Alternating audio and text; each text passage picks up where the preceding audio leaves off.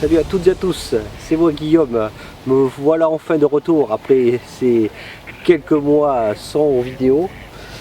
Donc je suis très heureux de vous retrouver aujourd'hui sur ma chaîne Cap Urbaine. Donc aujourd'hui ce sera une petite vidéo courte. Je pêche aujourd'hui avec 3 cannes sur un petit plan d'eau de ma région. Donc je suis arrivé un peu tard, je suis arrivé vers 11 h. Mais bon, il n'y a pas de raison que je ne puisse pas faire de poisson.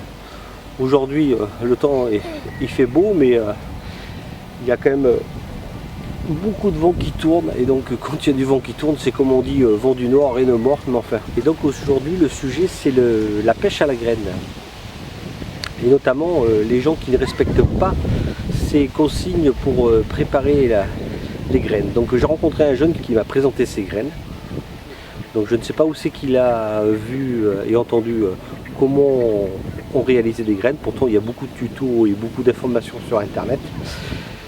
Et donc je tenais à le souligner, car ce jeune, en me présentant ses appâts, je me suis rendu compte que ces graines n'étaient pas assez hydratées et n'étaient pas assez cuites, donc elles étaient très dures. Donc comme vous savez, c'est très dangereux pour les carpes. Quand elles vont avaler ces graines non cuites, elles vont gonfler dans l'estomac et elles vont mourir. Et donc je voudrais vous expliquer en quelques mots comment moi je procède et comment on réalise la cuisson des graines. Pour les tiger nuts, je fais tremper minimum 48 à 72 heures dans de l'eau tout simplement. Une fois qu'elles sont bien hydratées au bout de 48 à 72 heures, pour la cuisson, je les fais cuire à ébullition au minimum 1 heure. Et ce que je fais, j'en prends une tiger et je regarde si elle est bien cuite, si j'arrive à l'éclater entre les deux doigts. Donc là, à ce moment-là, la graine est bien cuite. Et si après 1 heure de cuisson et elles ne sont pas friables dans les doigts, je reprolonge d'une demi-heure tout en testant à chaque fois, notamment pour la doigt tigrée. Donc pour le chien de vie, c'est un peu plus simple. Moi je le fais tremper au moins 24 heures et il fait cuire pareil environ une demi-heure à ébullition.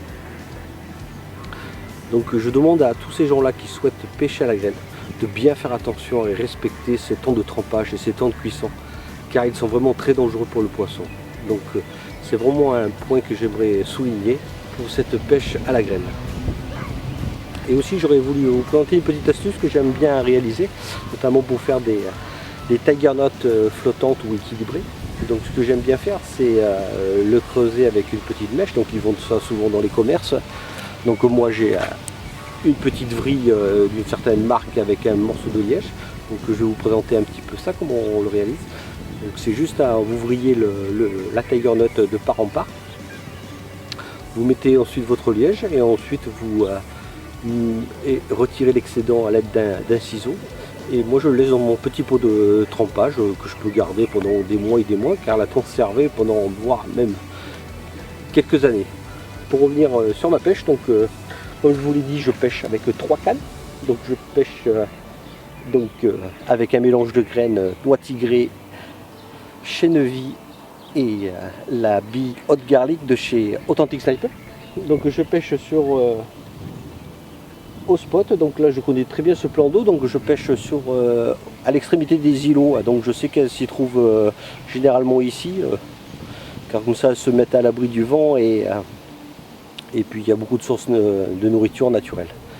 Donc j'espère au moins faire un départ, et j'essaye aussi également d'essayer de filmer un départ en direct. Bon, j'espère au moins faire un, on verra bien. Et je vous reprends après.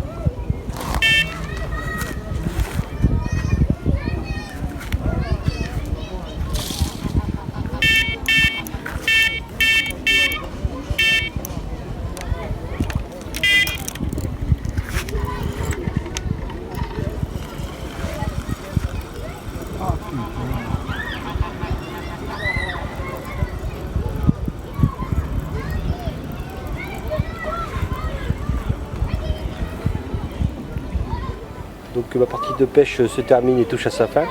Donc, comme vous avez pu le voir, j'ai eu un départ, mais malheureusement la carpe s'est décrochée car je pêchais près des obstacles.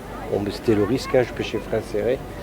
Mais bon, tant pis, c'est comme ça. N'oublie surtout pas de bien respecter les méthodes de cuisson si tu souhaites pêcher à la graine.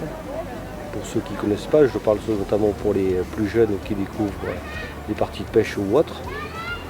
En tous les cas, je vous retrouve bientôt sur une prochaine vidéo sur un étang privé à l'étang de Vival en Dordogne. Dans cette prochaine vidéo, je proposerai un jeu concours pour gagner un pack d'appâts de chez Authentic Sniper.